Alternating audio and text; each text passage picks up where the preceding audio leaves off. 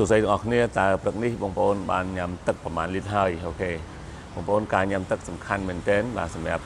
សុខភាពរាងកាយរបស់យើងបាទអញ្ចឹងបងប្អូនគួរតែផ្លាស់ប្ដូរពីភេសជ្ជៈផ្អែមគ្រឿងកំប៉ុង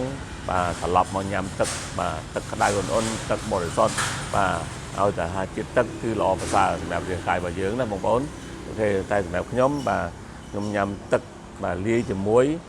ម្សៅតែនេះបាទជារៀងរាល់ព្រឹកបាទអញ្ចឹងតែនេះគឺជំរុញឲ្យខ្ញុំញ៉ាំទឹកបានច្រើនជាងមុនបើសិនជាបងប្អូនពិបាកក្នុងការញ៉ាំទឹកបាទញ៉ាំទៅអ្នកខ្លះព្រលឹមឡើងញ៉ាំទៅដូចថាមានអារម្មណ៍ដូចចង់ក្អួតចង់អីបងប្អូនអាចលាយម្សៅតែដូចខ្ញុំបានបាទនេះជាម្សៅតែនេះងាយស្រួលសាមញ្ញហើយបងប្អូនងាយស្រួលលាយជាមួយទឹកក្តៅក៏បានទឹកត្រជាក់ក៏បានអញ្ចឹងទី1បងប្អូនគ្រាន់តែចាក់ទឹកចូលមកបាទទឹកក្តៅក៏បានទឹកត្រជាក់ក៏បានទេហើយបងប្អូនបាទលាយឆៅតែនេះអូខេ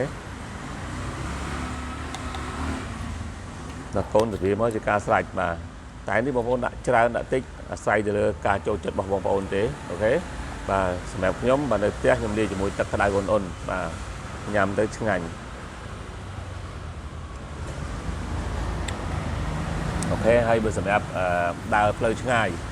បាទខ្ញុំលាយជាមួយទឹកត្រជាក់ទឹកសុទ្ធរបស់យើងបាទមានតែទឹកសុទ្ធមកគឺយើងចាក់ចូលទឹកសុទ្ធហើយគាត់កន្លុកវាបន្តិចទៅឲ្យវាសប់បាទញ៉ាំបានហើយអូខេអញ្ចឹងដល់ព្រឹកនេះបងប្អូនបានញ៉ាំទឹកប្រមាណលីត្រហើយបាទជួយប្រាប់ខ្ញុំផងបាទអរគុណច្រើន